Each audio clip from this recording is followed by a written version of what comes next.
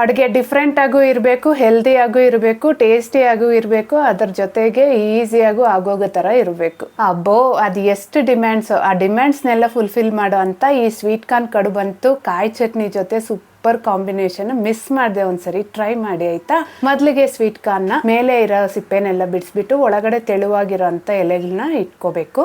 ಈಗ 2 ಸ್ವೀಟ್ ಕಾರ್ನ್ನ ಈ ರೀತಿ ಸಣ್ಣದಾಗಿ ಕಟ್ ಮಾಡ್ಕೋಬೇಕು, ಆಗಲ್ಲ ಅಂದರೆ ಗ್ರೈಂಡ್ ಮಾಡ್ಕೋಬೋದು. ಈಗ ಕ್ಯಾಪ್ಸಿಕಮ್ಮು, ಕೊತ್ತಂಬರಿ, ಕ್ಯಾರೆಟು, 1 ಕಪ್ಪಷ್ಟು ಅಕ್ಕಿ ಹಿಟ್ಟು, 1 ಕಪ್ಪಷ್ಟು ಉಪ್ಪಿಟ್ಟು ರವೆನ ಸಹ ಸೇರಿಸ್ಕೊಂಡು ರುಚಿಗೆ ಬೇಕಾಗಿರೋಷ್ಟು ಉಪ್ಪು ಹಾಕ್ಕೋಬೇಕು.